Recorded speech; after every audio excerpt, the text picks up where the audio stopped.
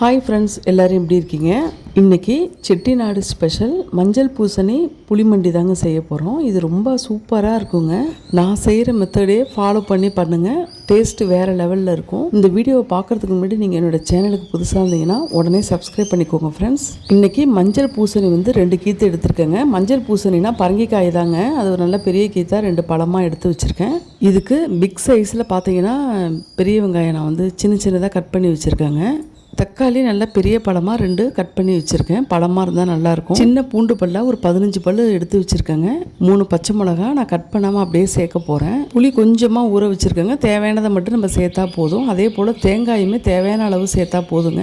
தேவையான அளவு கருவேப்பிலை கொத்தமல்லியும் எடுத்து வச்சுருக்கேங்க. ஒரு கடாயில் 2 டேபிள் ஸ்பூன் ஆயில் சேர்த்துருக்கேங்க. இது நல்லெண்ணெயிலே ஃபுல்லாகவே செஞ்சிங்கன்னா ரொம்ப டேஸ்ட்டாக இருக்கும். எண்ணெய் காஞ்சதுக்கப்புறம் பார்த்தீங்கன்னா 1/2 டீஸ்பூன் வெந்தயம் சேர்த்துருக்கேங்க. வெந்தயம் நல்லா செவந்து வரத்துக்குள்ளே அடுத்தது பார்த்தீங்கன்னா கருவடகம் கொஞ்சமாக எடுத்து நான் அதில் சேர்த்துக்கிறேங்க. இதில் பார்த்தீங்கன்னா கருவடகம் நல்லா பொரிஞ்சு செவந்து வரணும். இந்த மாதிரி நல்லா செவரணும், வாசனை வரணும்.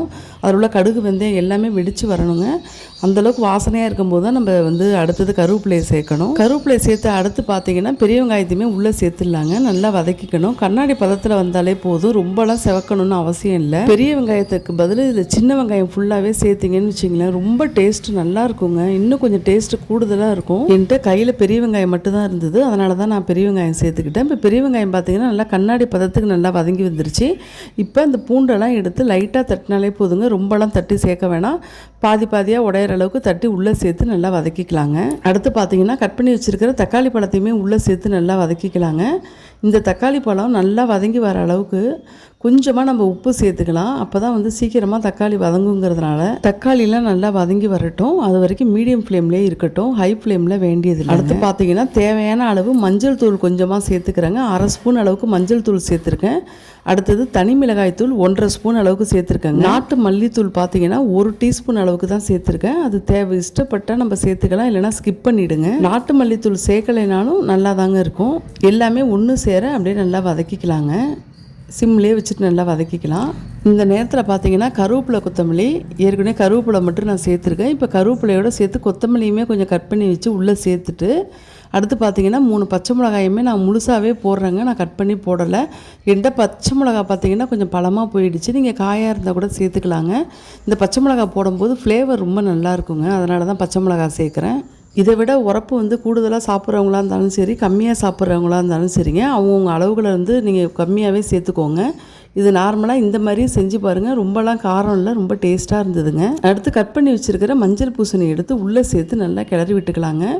அந்த தக்காளி வெங்காய பேஸ்ட்டோடு பார்த்தீங்கன்னா இந்த மஞ்சள் பூசணி நல்லா ஒன்று சேர்ந்து வரணும். நல்லா பெரட்டி விட்டு ஒரு 2 நிமிஷம் அப்படியே விட்டுடலாங்க.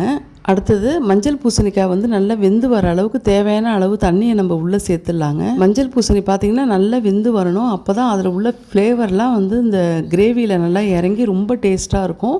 அதனால் நல்லா வேகிற அளவுக்கு நம்ம தண்ணியை சேர்த்துக்கலாம். எந்த அளவுக்கு மஞ்சள் பூசணி நல்லா வெந்து வருதோ அந்த அளவுக்கு தான் கிரேவி நல்லா டேஸ்ட் கொடுக்கும். ரெடி ஆகிட்டே இருக்கட்டுங்க. நம்ம இந்த பக்கம் பார்த்திங்கன்னா கொஞ்சமாக தேங்காய் 1 டீஸ்பூன் அளவுக்கு நான் சோம்பு சேர்த்து நல்லா அரைச்சிட்டு வந்துக்கலாங்க. ரொம்ப நைஸாக ஒரு ஸ்டேஜுக்கு ஸ்டேஜில் நம்ம அரைச்சிக்கலாம். ரொம்ப நைஸாக வேண்டியதில்லை. இப்போ 1/4 அளவுக்கு நல்லா வெந்திருக்குங்க. இந்த நேரத்தில் உப்பு சேர்த்துட்டு இந்த புளிமண்டிக்கு தேவையான புளியை கொஞ்சம் கரைச்சி திக்காக வச்சுருக்கேங்க. அதையுமே உள்ளே சேர்த்துட்டு நம்ம இந்த நேரத்தில் உப்பு லெவல் எல்லாமே செக் பண்ணிக்கலாங்க. காரம், உப்பு, புளிப்பு எல்லாமே தேவையான அளவு இருக்கான்னு மட்டும் நம்ம செக் பண்ணிக்கிட்டால் போதும். எனக்கு கொஞ்சம் கம்மியாக இருந்ததுனால மறுபடியும் நான் கொஞ்சம் புளி சேர்த்துக்கிட்டேங்க. இந்த ஸ்டேஜில் பார்த்தீங்கன்னா நம்மளுக்கு புளிப்பு வேணுனாலும் காரம் வேணுனாலும் நம்ம கரெக்டாக அதில் சேர்த்துக்கலாங்க. ரொம்ப புளியை ஊற்றிட்டோம்னா புளிக்குழம்பு மாதிரி டேஸ்ட்டு வந்துடும். அதனால் கம்மியாக தான் புளியை சேர்த்துக்கணும்.